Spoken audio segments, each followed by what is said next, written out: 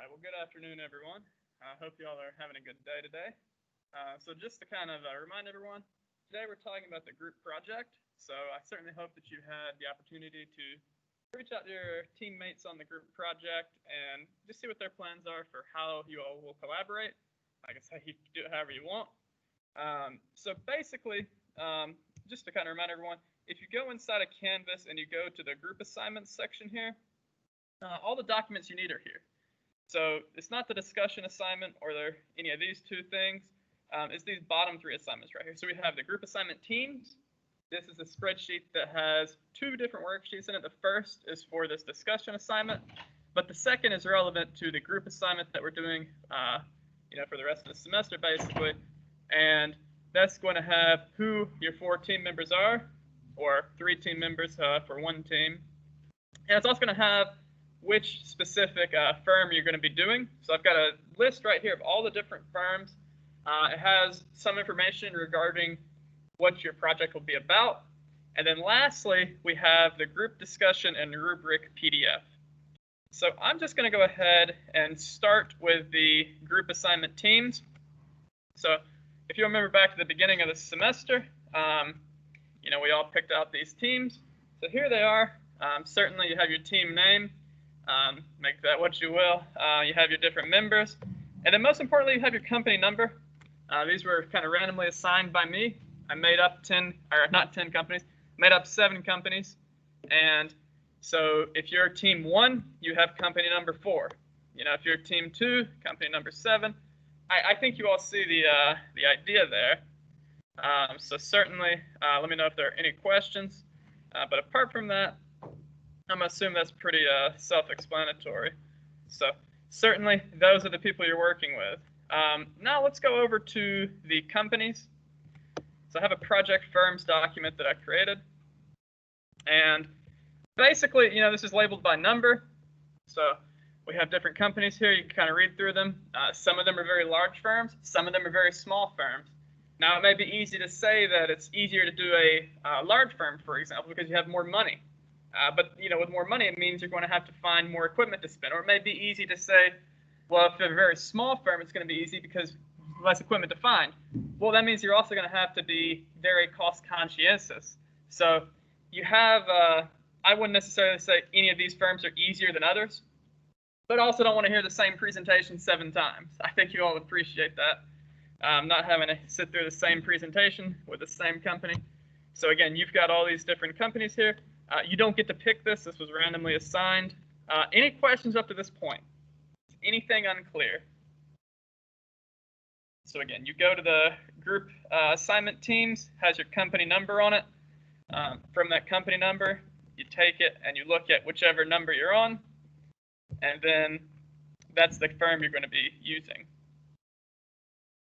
I'm certainly happy to address any questions as we go. But now let's talk about what we're actually doing. So for that, we have the rubric.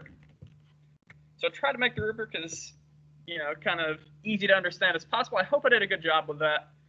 If there's any questions along the way, don't hesitate to let me know. But for the most part, I think it should do a pretty good job of explaining what this assignment is and how to go about it.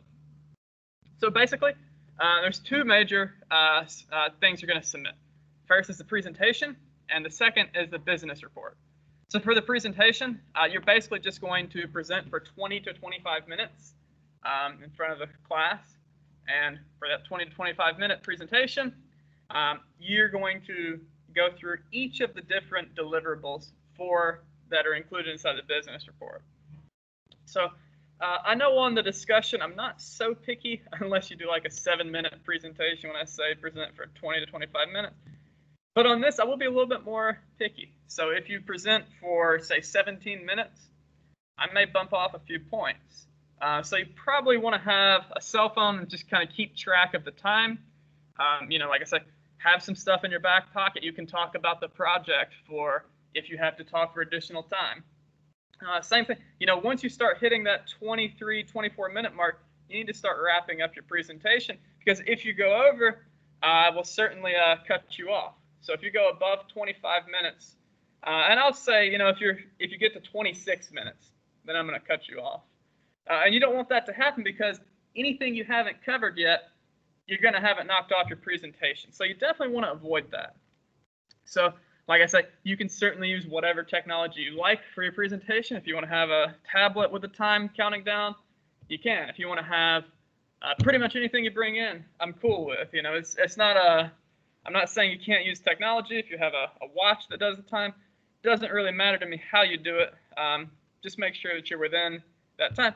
Because frankly, if you go above 25 minutes and then the next team goes above 25 minutes, what does that mean for class? Exactly. And, you know, people have stuff to do. You know, I don't know what your schedule is after 1:30, but you probably have something after 1:30. If you don't, well, you probably want to get home anyway. So we want to respect everyone's time in here. We don't want to go over too much on the presentation. So is that clear? Any questions so far? Yes.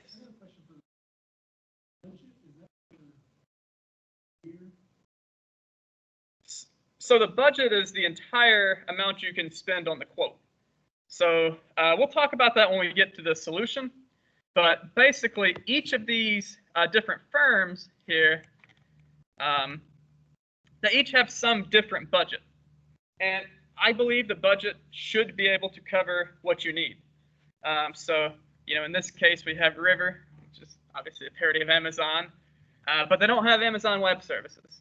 So they have 1 million employees, 100 locations, 2 headquarters, and each location is going to need to get output, but they won't need to be having each of those 1 million employees on it at the same time. Probably, I would say 1 or 2 will probably be getting information from the database, and it's probably all going to be automated. So you probably won't have anyone actually accessing it manually.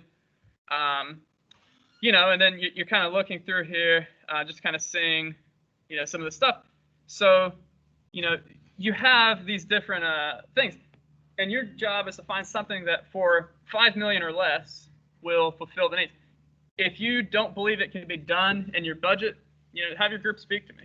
This is not necessarily a number that's set in stone.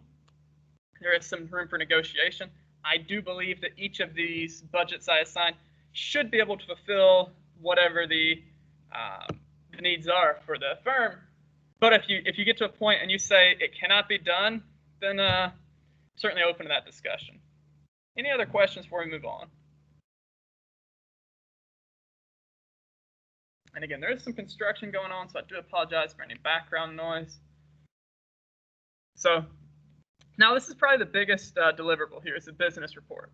So hopefully you've done a business report at some point in your career as a business student, but if you have not, we're going to go through each part of it and talk about them. So first thing inside the business report is the executive summary. And what you're doing is you're taking a look at the firm and you're summarizing it. You know, if there's information that's not stated, make it up. If there's information that is stated, you don't contradict that. You know, you certainly state what's stated, but, you know, there's certainly going to be some things that you may need to talk about that aren't necessarily given. So that's where you have some kind of flexibility to summarize the firm, talk about what the firm is, talk about what industry they're in, maybe talk about their annual sales, talk about their losses, profits, all those sort of things. That's where you're going to give the firm description. Then, you know, of course, the whole reason you're doing this is because there's a problem with what they're doing right now. So inside this next section here, you're going to discuss why the firm's current solution is not adequate for what they're wanting to do. So that's given black and white inside of the project firm's document. You know, so each of these have a reason why their current solution is not adequate. For the most part, it should give you a rough idea of what they're losing each day. And, you know, if you think about it, if you're losing $100 per day, let's say you're open for 300 days a year, that's $300,000 in loss. That's pretty substantial. So you'd certainly want to think in those terms. Well, it's not $300,000, but it's $30,000.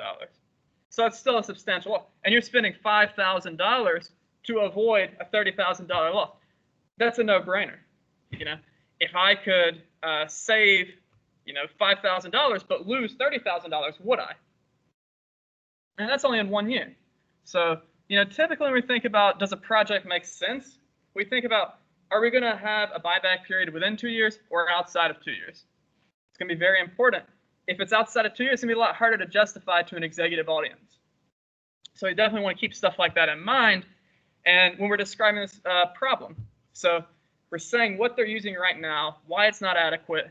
We're giving financial figures there for why it's not adequate. We're discussing, also logically why it's not adequate. So we're not just saying we're losing $300 a day. We're saying we're losing $300 a day because whatever the reason is. Does that make sense so far? All right. So then we want to solve the problem. So we're going to get solutions.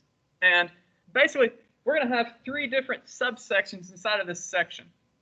So first, we're going to describe doing nothing. We're going to talk about what the financial advantages and disadvantages are of that. Then we're going to receive 3 quotes for doing an on-premise database and 3 quotes for doing a cloud database. So basically, what you're going to do is you're going to get those 3 quotes, and you're going to pick the best quote. It doesn't have to be the cheapest quote. It has to be the most logical quote. A lot of times that will be the least expensive, particularly for things like cloud hosting. There could be some reasons why you'd want to go with one cloud vendor over another. None of these are dealing with government data. They're not dealing with particularly sensitive data either. So you likely wouldn't be faced with any regulations where you have to keep the information in a certain geographic area. If it were government data, you may run into that. Certain states say that you have to keep the data within their state, or certainly keep it within the nation. But you don't necessarily have to worry about that for any of these firms. So basically what you're going to do is you're going to go out, you're going to get these quotes from these companies. I listed off some example firms here. You're not limited to these firms, but certainly, you want to make sure that you're using enterprise equipment, even if your budget's only $5,000. So that's a very important thing. And, also, if you're using a budget in the, certainly I would say anywhere above 50,000, possibly even 50,000, you're not going to want to use a, just free open source software for this because you're not getting support. So it's certainly fine to use open source applications for the database itself, but consider getting a support contract. It's not a big issue if you're using a very small budget, because let's face it, if you're a small firm, you're going to have a lot lower loss if you're not able to access your data than if you're a large firm.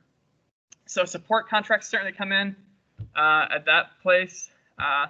So if you're doing a very large budget, I do expect you to get a quote from some enterprise data based vendor.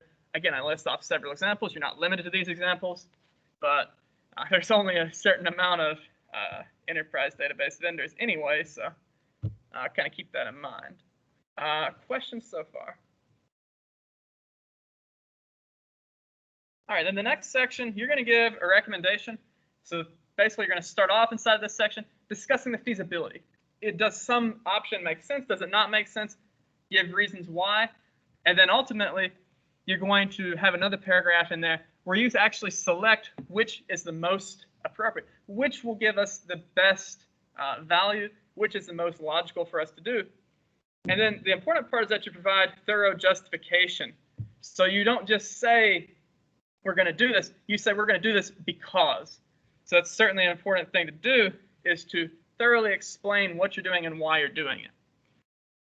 Then the next section, you're just making diagrams. So pretty straightforward here. You're just making an ERD for the first diagram. I hope we all know what ERDs are at this point. If not, probably need to figure that out pretty soon. So, you're not just making the diagram, though. You're also going to explain the diagram in at least a paragraph. You probably need to do more than a paragraph, especially if you have a particularly complex model. I anticipate some of these models being more complex than others, but certainly keep that in mind. Then you're going to take the ERD. You're going to make first, second, and third normal form diagram for it. So again, that can be done in Excel, put it in a table. Format's not too particular on that. Just make sure that it is in first, second, and third normal form. So you're going to give me all 3 of those. You don't have to explain that one because you already explained the data model in the previous, so you don't have to put any additional explanation there. Then you're going to actually make 3 mock input forms that you can actually use to import data into the database with. So for example, if you are a If you're a bakery, what sort of information would you need to have there? Maybe like a new customer form, maybe like a customer reward form, whatever the case is. You're going to think of 3 different forms where you're going to have people input the data using. So the thing is, they don't actually have to interface with the database. In fact, you don't actually have to build the database. But I do want these forms to look attractive. They should follow best practices for designing forms. They shouldn't be something that has a pretty steep learning curve, because ultimately, most of these firms are going to have pretty high employee turnover. So what does that tell us for employee training? It needs to be simple, because we're going to have lots of employees, and if it takes us 3 or 4 weeks to train an employee who will stick around for an average of 0.4 or 0.5 years, is that worth it to us? It's not. So we want to minimize the training needed. And then lastly, for the diagrams, you're going to provide 3 mock reports and provide output from the database. So again, same thing. Make sure they look nice. Make sure they provide you meaningful information. And then, of course, for the forms, you will actually describe how they'll be used. So that's where you're justifying the creation of the form, or not the form, but the report. So you're not having to describe the input forms, but certainly the output report, you are going to describe those inside of a paragraph. So you're saying why they're used, what they're used for, that sort of thing. Any questions so far? All right. So then you also need to provide a data dictionary. This sounds really intimidating, but it's not anything too bad. So basically what you're doing, you're getting your ERD, and then you're going to organize each table. You're going to say what the columns are, say what's the primary key, say any constraints that are in it. You're going to define what is inside of each column. So you're just going to say this column is whatever the column is. Say what information goes in it. Give the data type, give any other information relevant to the column. So for example, if you had a zip code column, you would say it's an integer with the, you'd probably say the length is set to 5. How you could argue for 9-digit zip codes, but it's all about keeping it relatively simple at this phase. So that's all you're really doing in a data dictionary. You're just making a table basically that's broken down by each table, and you're putting the columns that are inside of each table, giving a definition of them, giving what data type they are, any validation rules you have, and any constraints applied to those. Does that make sense? I can certainly show an example of a data dictionary at a later time.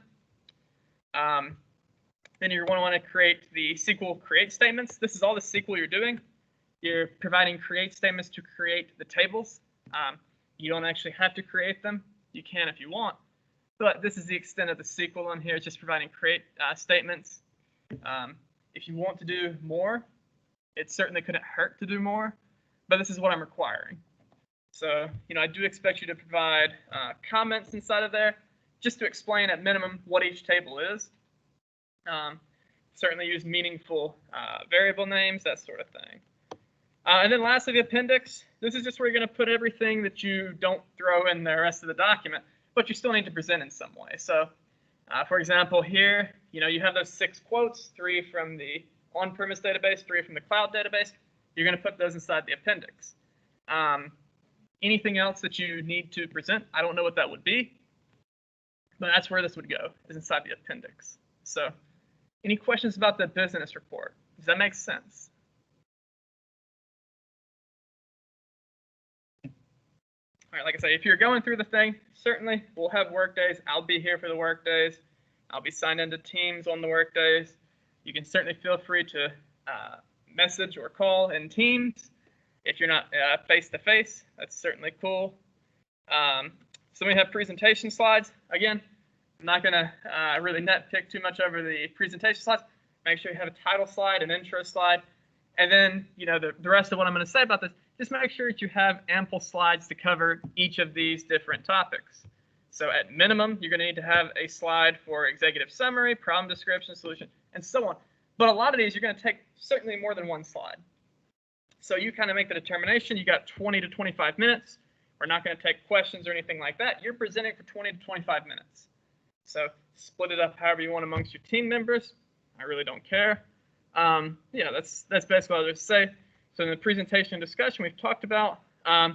Here's an important thing though. It's going to be due. Should say, oh, here it is.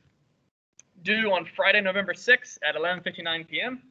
I will not accept projects after that date or time. So certainly make sure that you submit it by then. It's going to be submitted to Canvas. So again, you cannot submit it after this time or date. And this is a very hard deadline. So make sure if you get to the point where you're not finished, it's certainly better to submit an unfinished thing than to submit nothing. Because let's say that you didn't get a chance to do the quotes. That's going to take off some points, but it's better to take off 20 or 30 points than it is to take off 100 points. So certainly keep track of that. I'll just briefly go through the rubric here. So grammar, basically the way I'm going to do grammar is I'm not going to add any points for grammar, but if you have more than four or more grammatical mistakes, you can see what I'm going to do is I'm going to take your grade and I'm going to multiply it by the multiplier for that specific number. So it's going to be a longer document. I anticipate you'll have, possibly more than 0 grammatical mistakes. But if you have 4 or more, that's when you'll start to have some points taken off. So if you get a 50 and you have, let's say, 8 grammatical mistakes, I'm going to take the 50 and I'm going to multiply it by 0.8. So that's going to give you roughly 40. So, definitely make sure that you have someone on your team who's very good at writing. Look over it. You got 4 people on there. Also, if you don't have anyone on your team who's good at writing, then hire an editor. There's certainly lots of options. You don't want to have points taken away because of grammatical issues, though. Then the presentation, it's worth up to 20 points. Basically, what I'm going to say for all these is that the difference between excellent and good is that in excellent, I don't make any comments. There's nothing I say, you did this incorrectly. Something could be good, but I could still point out some flaws inside of it. So if you submit a data model for an online retailer and you have almost everything you need, but say you forgot to have a customer table or say you forgot to have an item table, that's going to be something that's going to keep you from getting excellent because it's not excellent. It is good. With some minor revisions, you could certainly make it excellent, but ultimately that's how you're graded. So again, you have your problem, solution, and description. Those 2 sections are combined to be worth 30 points. This is also where the quotes come in. So if you don't get those quotes, I can't see me awarding you more than 10 points. Quotes are a very important part of this. It's very important to see what the budget is for this and to see whether you're inside the budget. It's a very important part. So you definitely want to make sure that you do a thorough analysis inside of that section. Again, your recommendation is worth up to 10 points. Diagrams worth up to 10 points. Data dictionary, technically a diagram, but it's in a different section. Make sure you do a good job there. Then lastly, the SQL statements. Here's the last thing I'll talk about. Then I'll let you all kind of talk amongst your groups. If your team members unanimously come to me and say you didn't do anything on the project, then I reserve the right to grade you accordingly. So that's something I don't take lightly. For the most part, I anticipate everyone inside your group will get the same grade. But if all 3 of your other teammates are willing to say this person did nothing, and they're willing to schedule a meeting, and they're willing to all show me, you didn't have communication, you didn't do the task you were assigned, and they're willing to show me in front of you, then, I'm certainly not going to give you credit. Again, that's an option I don't anticipate having to use, but it certainly is there. So I don't want to have to do that. So just make sure that you're contributing to your group and that you're doing all the stuff you're supposed to. Any questions about anything before we kind of... All right, well, at this point, I'm going to go ahead and end the recording, and I'm going to stick around until 1:30, and feel free to talk to your teammates however you want to.